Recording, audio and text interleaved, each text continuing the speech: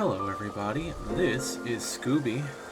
And that means I'm Steven, and you're here for another episode of The Feedback, where Scoobs and I get together, bring a new song to one another, and by proxy, you, the listener, and, just kind of sharing a song that the other hasn't heard.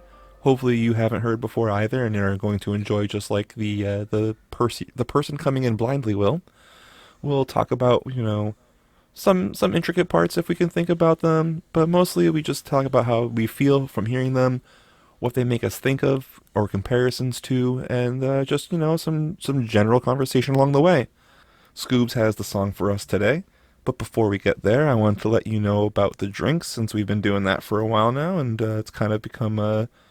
I would say it's something that people look forward to hearing. Maybe I don't know, maybe not, but I think so. I do remember, and if you didn't, you might have realized by looking at the length, or who knows, maybe it's not that long of an episode today. But we do have a long song, and thanks to Scoops for reminding me, I brought some snacks to eat just to make sure I stay focused. And I also have bigger drinks.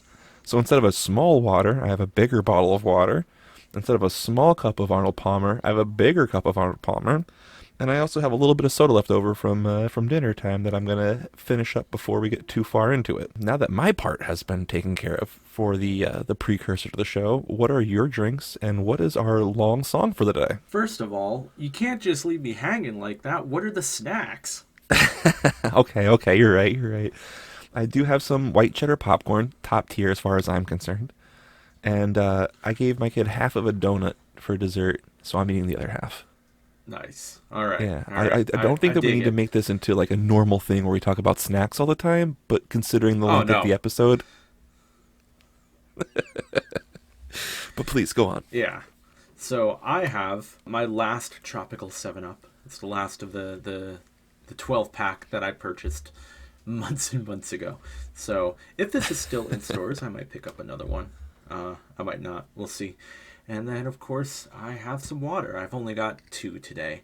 And if I am feeling peckish, I do have snacks. I wasn't planning on eating them, but if during the course of the runtime I feel a little nibbly, I can have some sour cream and onion chips.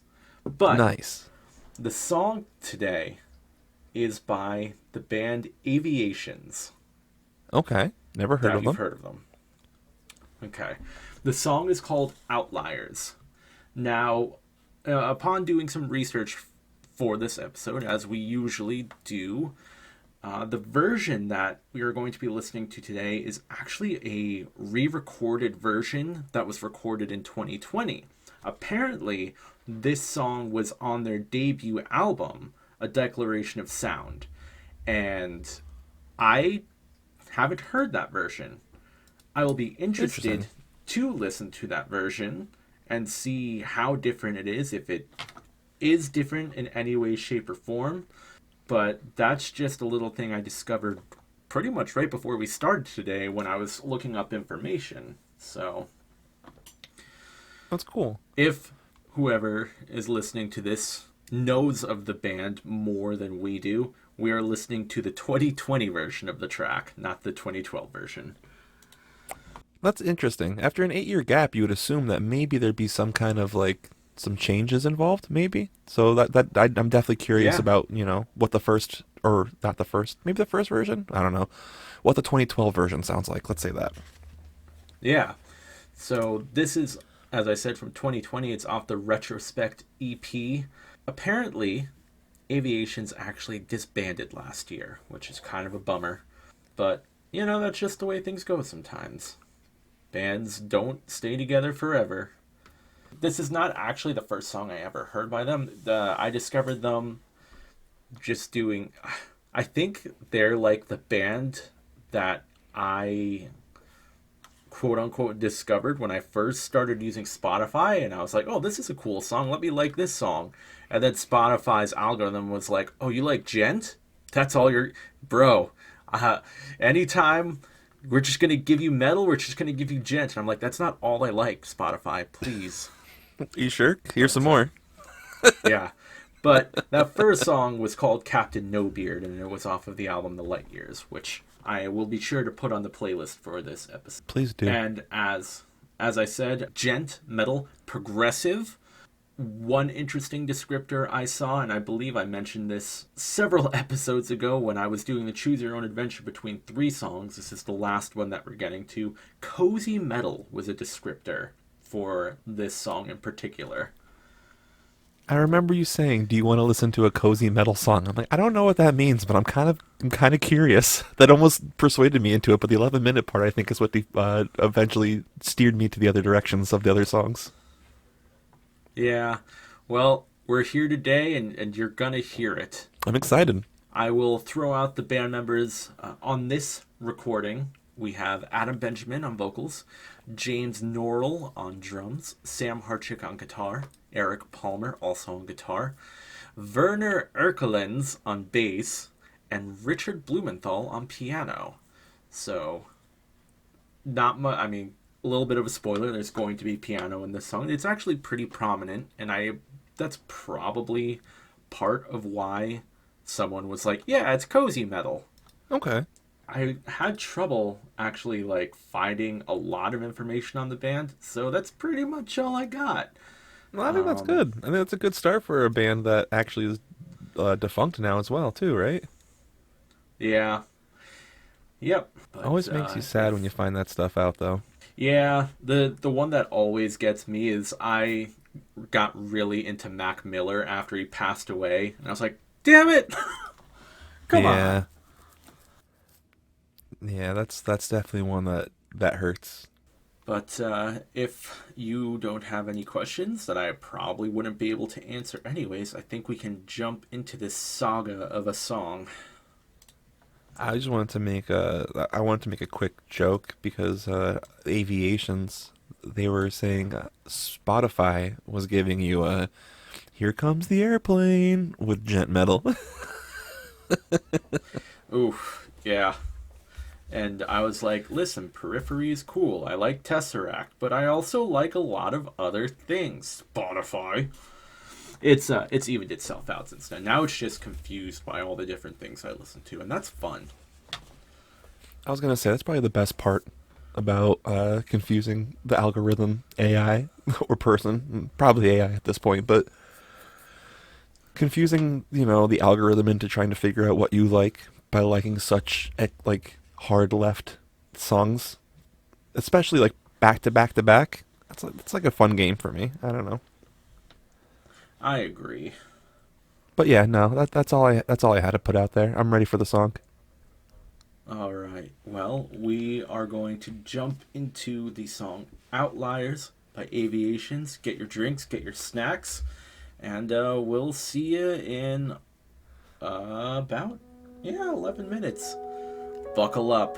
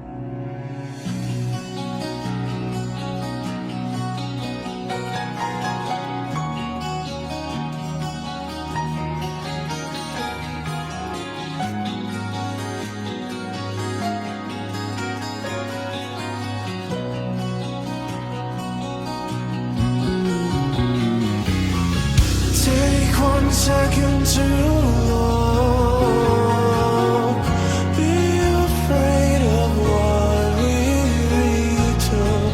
See the light inside, hurry yourself, confide, life worth living.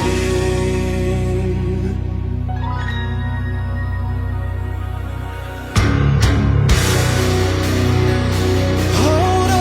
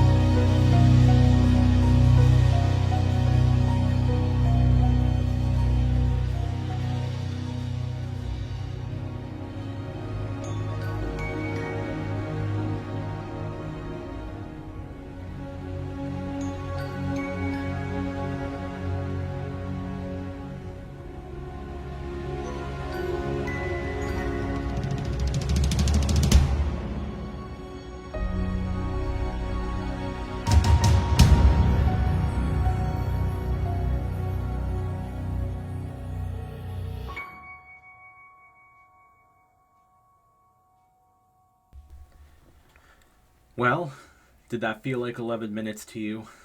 No, no, it honestly didn't. And just to put it out there, like I asked for a quick pause because I had a question about something, and when you mentioned that it was about halfway through, I was like, it didn't even feel like it was halfway through. It didn't feel like it was six. It felt like I was at like a minute and a half into the song. It felt like the song had just started, and that's kind of the feeling like I had throughout the whole thing. Even there at the end, like I just wrote down. I was trying to write down a time signature where I thought it might have been in comparison to where I asked you to pause, how long it felt to that point versus how long I knew the song was supposed to be, and I was still wrong. I was so wrong. You moved the mouse to make sure you saw where it was at time point, and I was like, oh, okay, I thought it was at 8 minutes.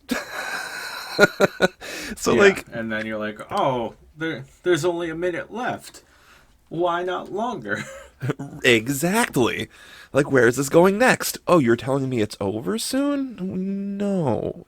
That's pretty cool. I always do that. I talk with my hands and I always punch the microphone. Sorry.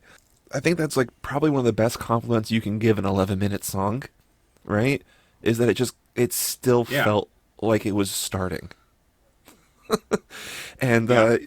and that's crazy to think that even 11 minutes through, you're still like, "Hey, this is awesome. Where are we going with this?"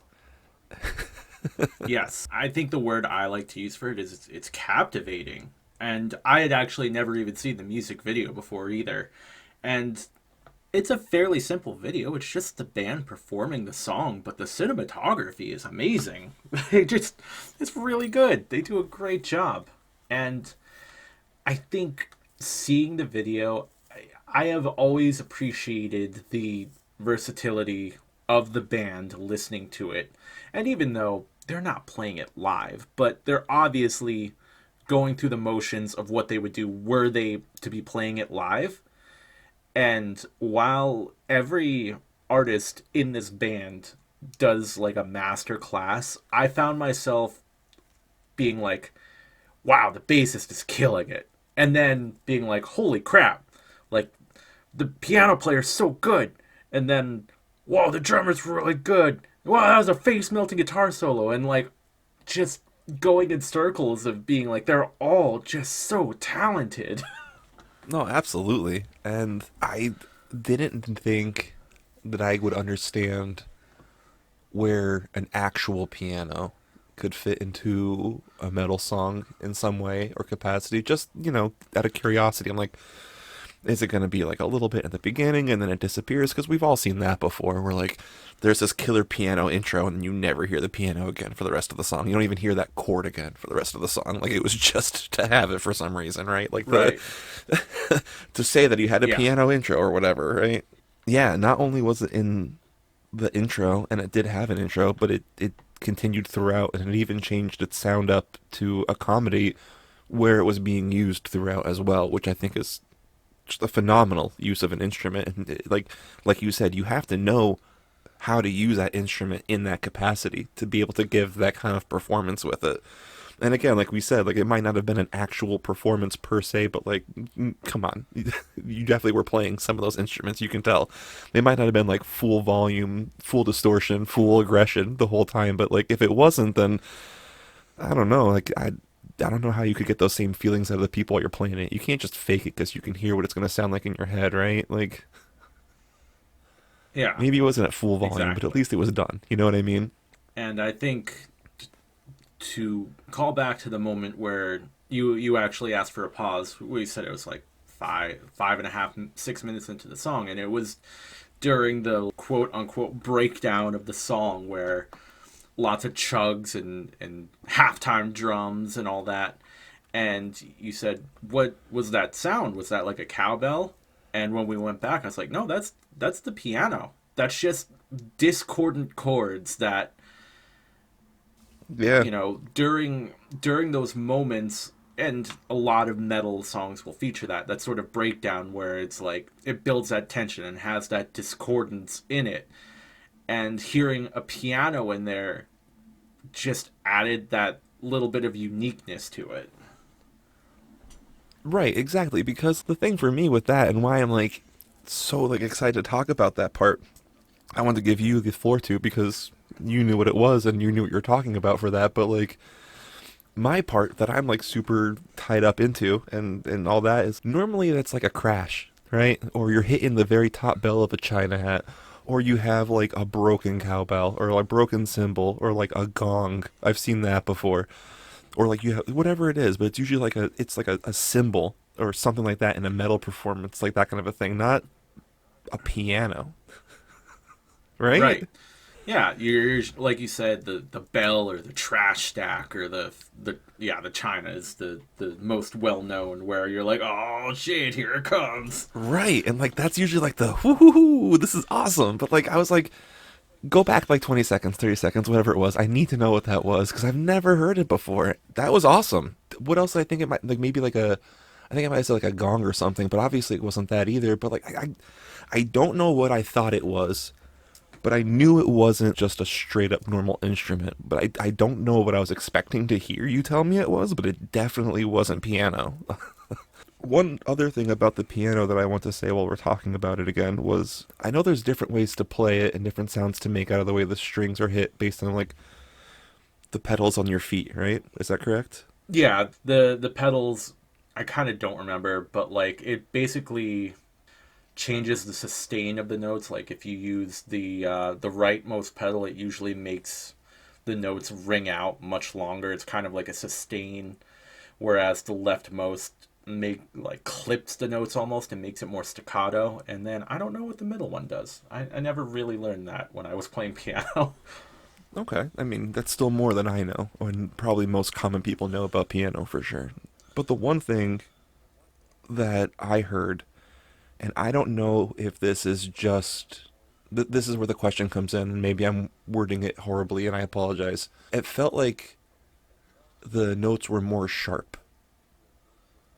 Is that a thing, or am I just That's literally just the attack, and what I mean by that is how you're hitting the keys. It's exactly the same as playing guitar, where if you pick harder, the notes are going to sound sharper.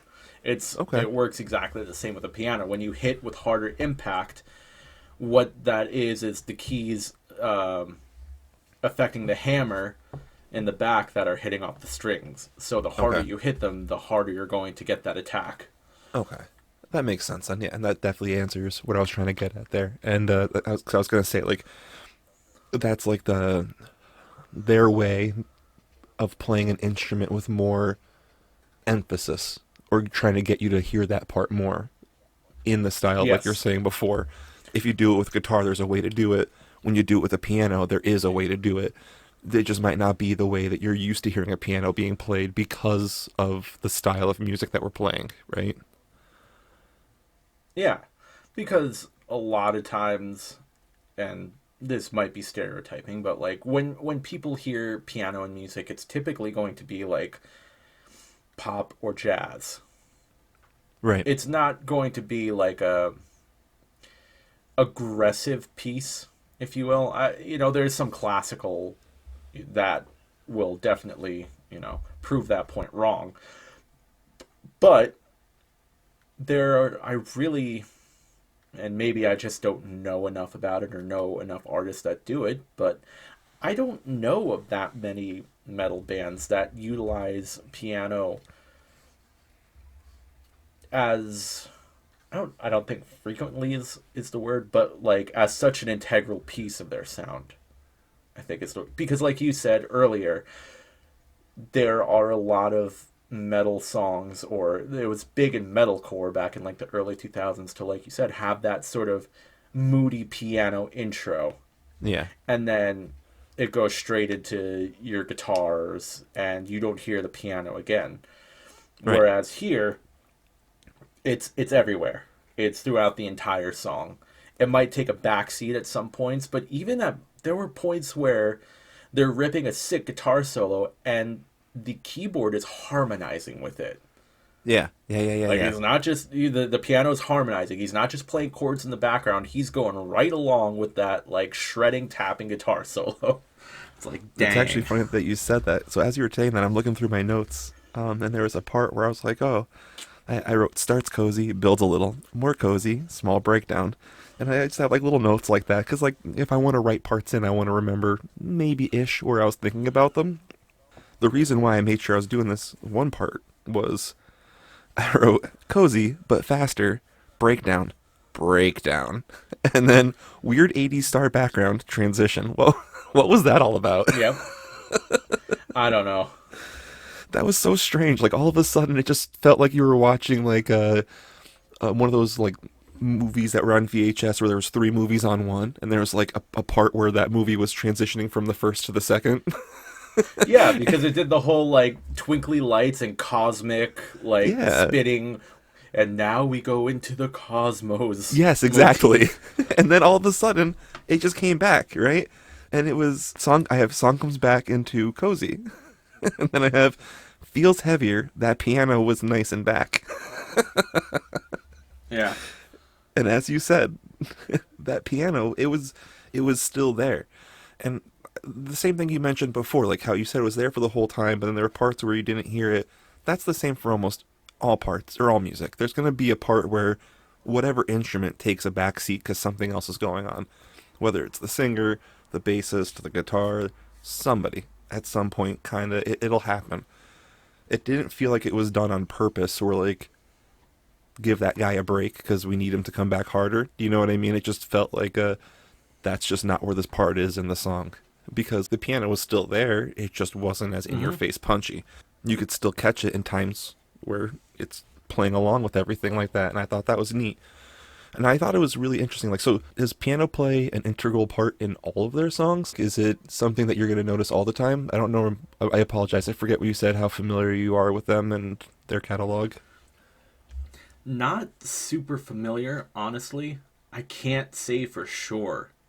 And that's something that I will be interested in discovering when I dive back into other tracks and being like, is there as much piano in these other tracks as there is in this one? Or is this going to be one of those cases where, like, this is the song where it just really hits me and the rest are okay and I'm like, but I want more like that song. Right. Is this the, didn't we find that out with 12 Foot Ninja? Exactly that? Like the two songs you found were the only two songs that were exactly like that and everything else is different? Yep, it was them, and then it was Vitalism with Yami Obi, where I was Yes. like, why don't you have more elevator jazz metal with saxophone? Yes, because you liked that one so much and you knew it was an outlier. Yep. After going digging and hoping for more of that and not getting it and being like, shucks. You dirty good person, you good musician that's not giving me what I wanted. Exactly. Why can't you play more music just for me, huh? Exactly. But yeah, I can definitely see why it's called cozy metal. I don't know what I was expecting. It felt in my mind, I think I had a preconceived notion by hearing cozy metal that I wasn't going to be as excited about what this was going to be today. But I will say after hearing it and all the different little parts that were coming through it, I liked it. There's a lot of really awesome things going on the whole time, and it did feel like a metal song, and it did feel cozy at parts. So my kid does not like when I listen to metal and in my metal moods because of how much how aggressive the vocals are. I feel like this is something that I could put on and him not be mad about it being on, and I could still feel like I'm getting that like, because there were like a few moments where I was like headbanging still, where I was like, oh yeah, this is fucking okay. But at no point did I feel like I should be in the middle of a pit. Right? Yeah. I honestly think the vocals have a big part to do with that, because at no point is there any screaming. There's a little bit of like vocal fry in parts where his voice gets harsher, but there's no screaming at all. And his voice is very good and it fits the style so well, to the point where I think if there was screaming in this song, I would think it would feel out of place. So maybe they're not screams, and maybe I'm giving them too much credit for what they were. But remember I mentioned when we first came back how I thought we were at the 8-minute mark, but it's actually a different point. So it's actually around 9.5 minutes, this note that I had. There's two different parts where I have this. I don't know where this first one was, but 9.5 minutes I have it says a little Midwest emo-ish, where you have like the guitar, where then it comes into like soft screams, maybe yells. I think that's about the part where you're saying like he has more of those fry, that vocal fry more than like a scream. At the other port, the one thing that I did have, it was somewhere between the guitar solo that we both mentioned with the piano in the background, and then the 9.5 minute mark. I have a note that it says a little dance Gavin dance, only in the aspect of singing over screams, because I think he had more of like a strained voice where he was doing it, and they're kind of like if his microphone was at volume 80, the scream was probably at like a 40. Like it just felt like a Pete Wentz screaming in Fall Out Boy song, where it was just like Yeah. it was there, but it's not front of mind. You know what I mean? It's not Yeah. like a major component of it at all, and it's nowhere in like the rest of the lyrical content, like you were saying before. And his voice is awesome too. He did I like the way that he was singing and the way that he had everything kind of going in there. It feels, I don't want to lump it into it and make it be bad, so I have a bad connotation. So for me, like, there's generic radio metal with like generic radio metal voice. You know what I mean? Where it's not like scream. It's like that. I don't know the best way to describe the voice, but anyway, I feel like it's like the ones that nobody like. It's like when they make fun of Nickelback and Creed and all that stuff. Like it feels like it would be that genre of music with an actual singer, not just the commercial singer. Does that make sense? Is that, yeah? I'm not trying to make it sound like an insult in any way. I'm trying to find the right way to like describe how I feel about it. Like I feel like it's what all those bands are trying to sound like but can't. That's what I think is like the best way to compliment it. Yeah. I think it's something else that makes it more unique than a lot of metal and stuff kind of in this genre that I've heard. Because there are a lot of bands similar to this that I've been recommended and people would be like, "Oh, you would like this band." I kind of jokingly earlier mentioned like Tesseract and Periphery, who are like your gent bands, like very much the bands that come to mind when you think of that sort of genre. And even the lyrical content is sort of like, I was gonna say obtuse, that's not the right word, but kind of like you don't really know what they're singing about, and like it's kind of metaphysical and maybe a little sciency and space related, but you're still not really sure what they're saying. Like even this song kind of has a little bit of that, but as a whole, I feel like it's a song that's just lyrically about being free and being confident and just, breaking through things that are holding you back, which, kind of, I don't want to say typical or stereotypical, but it's nothing breaking new ground lyrically speaking, which, I mean, who's really going to be doing that anyways, honestly. True. But I just think it fits. And I think that's what's important instead of trying to be groundbreaking. I No, don't I know. agree. That also sounds slightly negative. It's just being like, "Oh, it fits." It's a compliment, I think.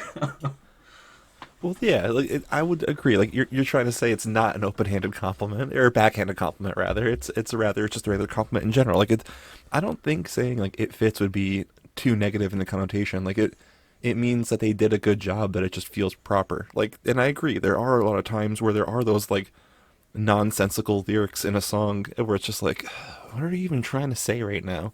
Like, are you just on a really bad trip, or did you just, roll dice on what words to put together? you know, Yeah.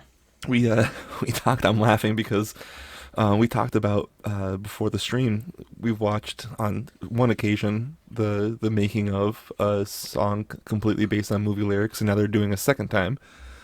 Shout out Wolves of Glendale. But yeah, it would be like one of those kind of situations where they're just trying to gather random words from a random thing. They're like, okay, these words fit. Okay, they make a sentence now. Good. What rhymes with two of these words and also works? Okay, good. Right? Yeah. And I mean, there's also well, it's not exactly the inverse, but it's just another sort of example of that where, listen, if you haven't gathered it by now and you haven't listened to this podcast very much, we're huge fans of Dance Gavin Dance. And John Mess writes some lyrics that on a surface level seem very nonsensical. And a lot of times when people ask him about them, he'll actually just say, like, a lot of the time what I'm doing is just saying things that sound good. That sound really good in a rhythm when I say them together. And in some cases, yeah, definitely true. People will always quote nonsensical John Mess lyrics like riding a rhino, pico de gallo, you'll go far on the back of a potato, etc. But there are also a lot of songs where he's writing about serious things, and you kind of have to look beneath the surface to really understand what he's talking about. And once you do, you're like, oh, okay, I get what you're saying. Whereas here, I don't want to say you could just take the lyrics at face value, but it's easier to understand.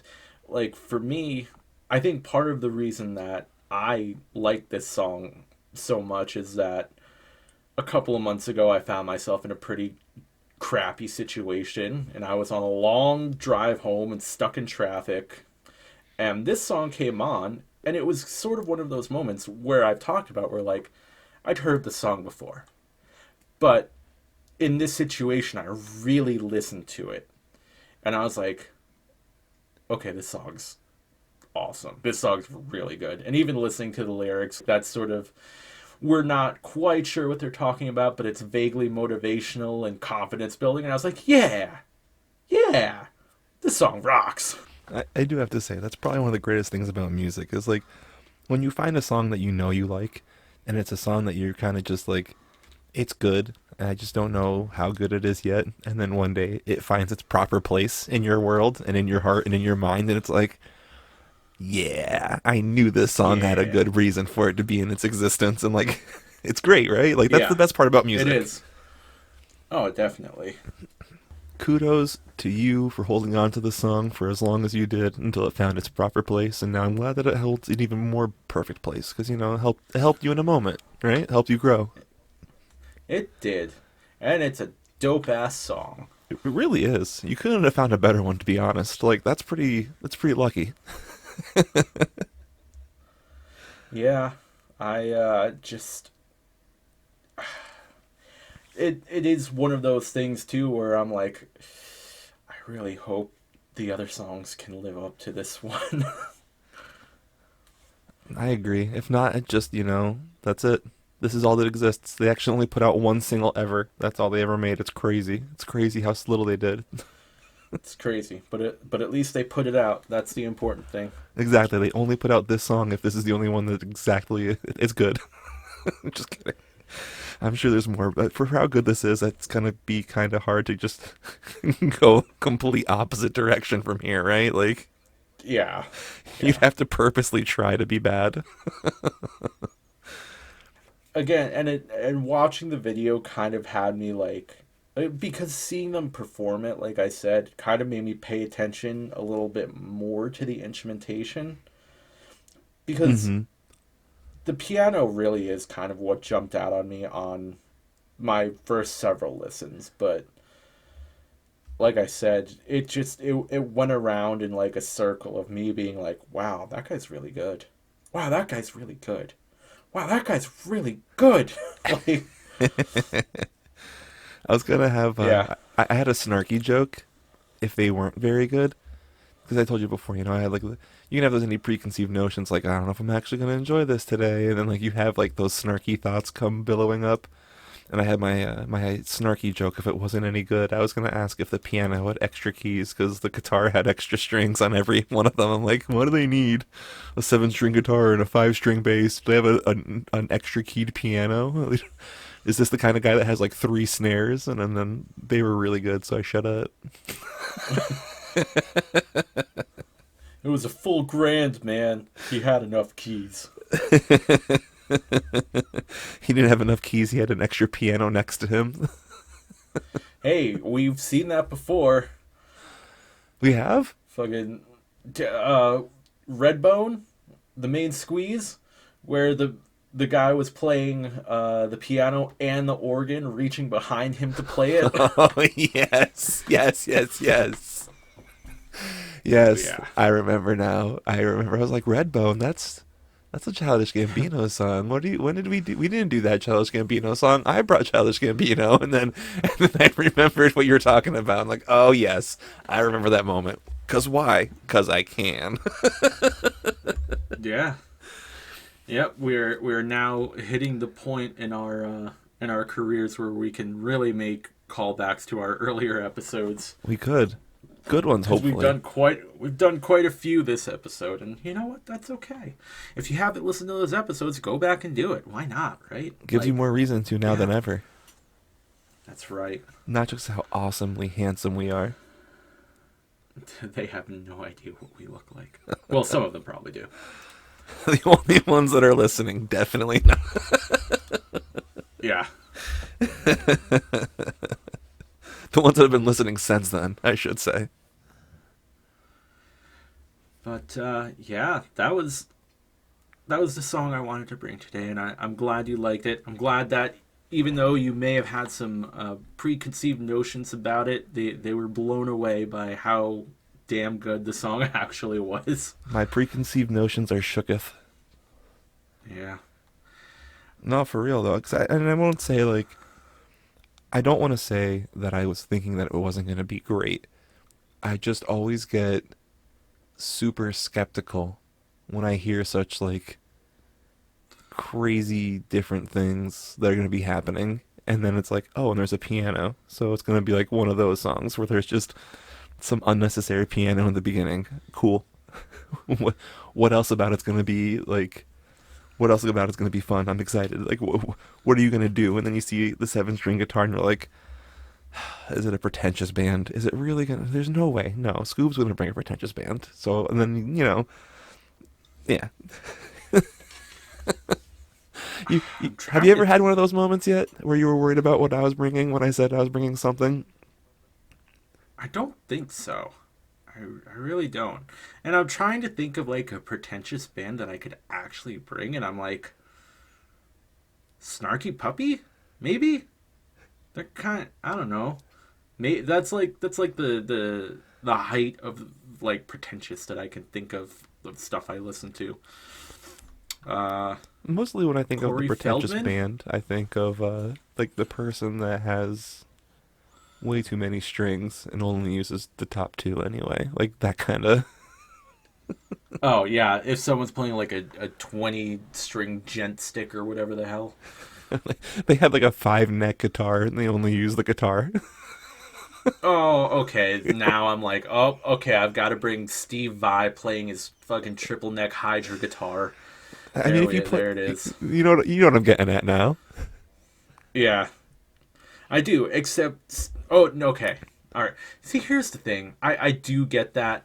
Like, I've mentioned this before. I used to, when I was first learning guitar, I would listen to a lot of what people call guitar virtuosos, and I'm sure you can hear the air quotes when I say that. And that's not saying that these people are not talented. They're extremely talented. But a lot of their music is like, it's called wank for a reason, man. Like, it's just, I'm playing fast because I can. I'm shredding because I can, because I want to show off how cool I am. Like, the biggest instigator of that I can think of is Yngwie Malmsteen. Like, yeah, bro plays neoclassical shredding guitar, and it's cool for like a song or two, and then you realize that every single song sounds the same. And it's just playing as fast as you can because you can. Right. Whereas some of those other guys, like Steve Vai, I mentioned already, and Joe Satriani, and even like Buckethead, amazing guitarists, but at least they have a sense of songwriting and structure and melody as opposed to just crazy noodle shredding. Right. No, I agree. And then you actually introduced me to Buckethead, what? I think it was off stream though, wasn't it? Probably, yeah. I always say off stream, but yeah, you know what I mean. Off the record. Not on episode. Post Yeah, episode. Pre or post recording. correct. Not even good enough for B-roll. Well, I think that about does it for us. Do you have anything you would like to say to the people? I think I know, but I'm opening up the floor. I was trying to think of something really quickly to be smart and witty with it, but at this point in the night, I just, that ceases to exist currently. So I will instead go ahead with what you're prompting me for and say, if you'd like to go ahead and listen to this pre-recorded message about social media and how you can help us, stick tuned. Thanks for that killer introduction. Couldn't have done it better myself. Alright, Scoobs, time to get real. Cue the Sarah McLachlan. Just kidding. We do, first of all, want to say thank you for checking us out, and hopefully if you made it this far, you like what we're doing, and you want to help. And if so, here are some key ways. Most importantly, share our podcast with a friend or an enemy. We don't judge. We just encourage that organic sharing and growth because that's how Scoobs and I learn about songs together when we do our episodes. Next, you can share our social media posts from Facebook as The Feedback, THE space FEEDBACK, or on Instagram, THEFEEDBACK_PC. You can comment, share, like, whatever you want to do. Just make it constructive at least. You can leave us a review on Facebook or wherever else you might be able to. I know some streaming services allow it. 5 stars would be great, and if not, tell us why. Next, you can check out our episode-inspired playlists. We send one out every week. We're doing it for you guys and ourselves, but mostly you guys. Keep listening to us weekly. That'd be awesome too. Or check out our old stuff. We got some catalog at this point. And the most important thing of all, just keep being awesome. Alright. Well, I think that was quite a bit, but I think it was all-inclusive. And I hope you do it. I want to say thanks and love ya. And now that you have gone and done all of our requested social media things, I don't recall if in our social media you mentioned YouTube, but hey, we're on YouTube now. It's the same stuff. It's just another place you can listen to us. And if you're already on YouTube, hey, cool, thanks, appreciate it. Of course, I would like to give a shout out to Exile and the use of their song Egg that we use for the intro and outro of our podcast. And now, the past 3 episodes have been planned out for me, man. Like, I knew what I was doing for 3 episodes in a row. Next time I'm going to be casting back out into the wild yonder. So no teaser this time, unless you want to give one, if you know what you're picking. No, I've got no clue. I was just going to say it's good to finally, be back in the same thralls of, like, worrying about when the next episode's going to be because you're not sure if you're ready to pick a song for them yet. I actually think I do know what I'm going to pick, but Damn it! We'll see. Too much time. I know we got we got time. All right. Anything else we need to get out there?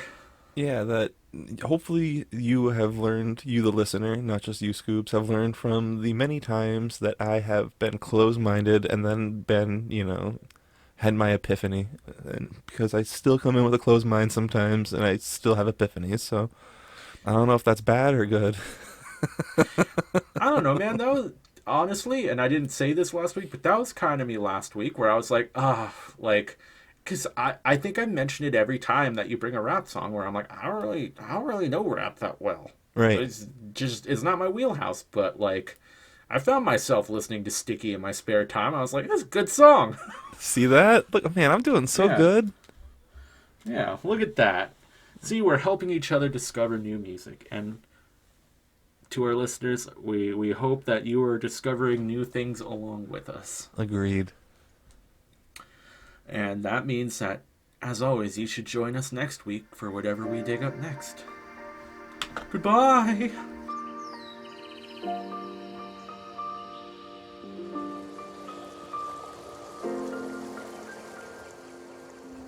I'm slightly more prepared for an 11-minute song today. Good. Good. I will say, like, I don't think it's gonna feel like an 11-minute long song. It doesn't to me. You know, we have those discussions where it's like, wow, that went by really fast. Like, even though this is a long song, I really feel like it is dynamic enough to be like, wow, that was 11 minutes? Good. I'm here for those. I was watching ESPN just because I didn't know what else to put on. And I wanted to see if there were any, like, news about things that I actually care about with sports. Because, like, there's lots in the sports world. But they were talking about and quoting WWE moments like it was normal sports knowledge. Well, that's also because they are, like, ESPN is the home of all their premium live events now and everything. So, that makes sense. They're under the ESPN umbrella. That makes sense. So the ESPN cares about it now, so it's always been cool. Exactly. Yep. They're going to be all, did you see what happened at the Royal Rumble on Saturday? Yeah. Roman Reigns won. Hey. Oh, it's showing Markiplier. That's not I was gonna say, hey, that's not what we talked about. Hey, Marky Moo. That's not what we were going for. Try that again. Come on. Share screen.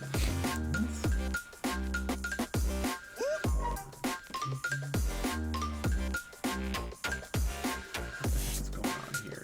Discord, what are you doing? Applications. Outliers. No, it's showing Mark again. Still him. Weird. There we go. Oh, that worked. Got it. All right. Are you prepared